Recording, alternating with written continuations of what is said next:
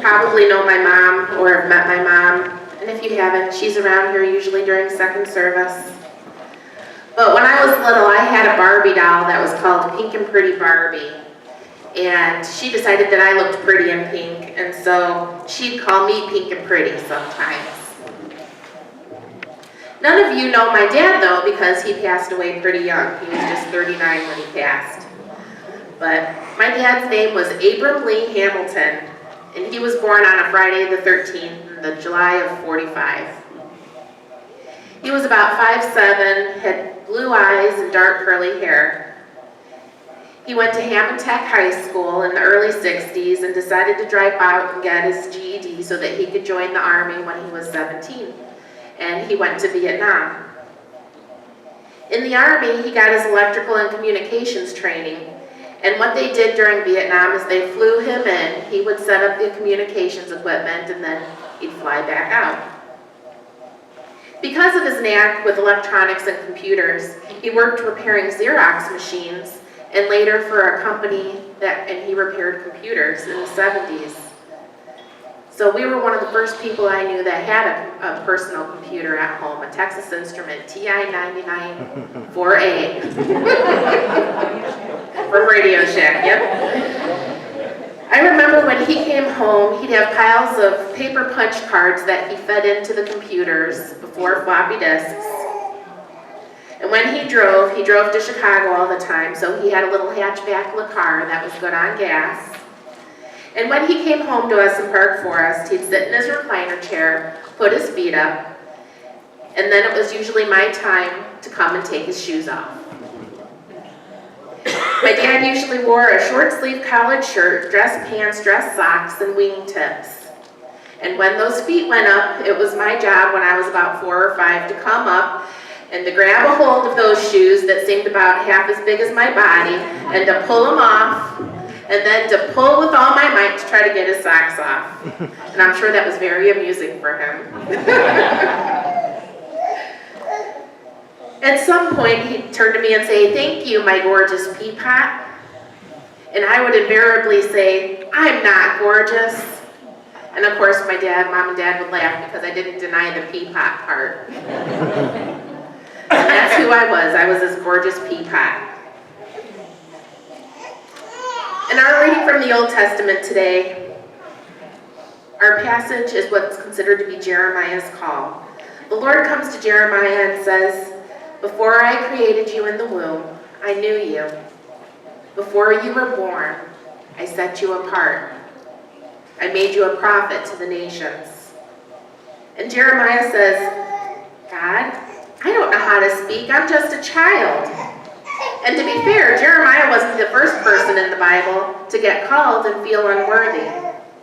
In Genesis, God came to Moses at the burning bush, and God told him that he wanted him to go to Pharaoh. And Moses said, "Who am I to go to Pharaoh?" And God said, "Don't worry, I'll be with you." And Moses says, "Well, what if they don't believe me?" And he said, "I'll give you some signs. Throw down your rod, it'll turn into a snake, and then when you grab it by the end, it'll turn back into a rod. And if they don't believe that, put your hand in your coat, and when you pull it out again, it'll be all diseased and ugly. And then if you put your hand in your coat again, it'll be fine. And if they don't believe that, go get some water from the Nile, dump it on the ground, and it'll turn into blood. So surely they'll have to believe after all those 3 signs." And then Moses said, "Really, God, please, just pick somebody else." The problem with both of the men in these stories is they just don't see themselves the way God sees them. They think themselves unworthy of the task that God has set before them. But isn't that true of all of us? God's vision for us is more than we can possibly imagine for ourselves. But that doesn't stop us from thinking about what it is we would like to be. We spend a lot of time and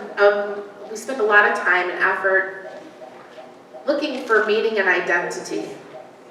If you're the self-improvement kind of person, you may be working on how to become a fully self-actualized person, the best version you can imagine of yourself.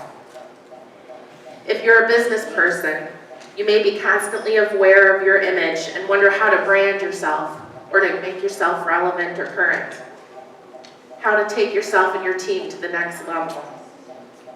If you're overweight, you may be searching for the final solution to your problem. If you're lonely, you may be searching for how to make friends or keep them, or how to find the love of your life. Part of our life and growing up is figuring out how to be who we are and what roles it is that we want to grow into. And then even after we figure that out, we question our choices and figure out if that's what we still want to be. If someone at a party said, "Who am I?" I would say, "I'm Tara Keene, Associate Pastor at Portage First United Methodist Church." If I was at a school board function, I would say, "Oh, I'm Greg's wife." At a sporting event, I'd probably say, "Oh, I'm Ethan's mom," or Max's mom. To Harry Potter fans, I'd say, "I'm a Hufflepuff." To fellow classmates at school, I'd probably describe myself as an ENFP or a type 9 on the Enneagram. And these are all mostly positive associations. But a lot of us have some real negative labels that we've put on ourselves or that other people have put on us. Many of us see ourselves as our flaws, as overweight, as dumb, bad with money, forgetful, not good enough, unimportant. Maybe they're labels that you put on you, or maybe somebody else put on you. Too young, too old, born on the wrong side of town, to the wrong parents, to the wrong ethnicity. Maybe you feel like life would be better if you were born just a little different. Different color, different height, different weight, different income. Jeremiah in our passage could only see himself as an inexperienced child, young and inexperienced. Moses could only see himself as speech impaired. God told Jeremiah that he was to prophesy over all these nations, to build, to tear down, to plan, to build. He told Moses to go and speak to Pharaoh. And if God showed up in a burning bush outside your door, what would be your excuse? Have you ever thought about that? If God came to you and said, "I am choosing you right now to go and do this." If God said to me what he said to Jeremiah, "Tara, go to the United Nations and prophesy and tell them what I say to you, that they need to get their acts together." First, I'd probably say, "Would you mind multiplying my bank account to cover the hotel and the airfare?" And then I'd probably say, "But God, really, I don't know that much about international affairs. I don't have an Ivy League education. I don't follow politics that closely. Why would they listen to me?" Because I can imagine myself saying that, it's easy for me to understand what Jeremiah would be thinking if he's thinking, "God, I am just a child. I don't know what to say." But God doesn't ask Jeremiah, or Moses for that matter, to do what he asked them to do because of their long, impressive resumes. There's a church saying that you may have heard a time or two, and that's, "God doesn't call the equipped, he equips the called." Neither of them were professional speakers. One was a child one had a speech impediment. The quality that they needed was not an impressive array of public speaking skills or knowledge or degrees.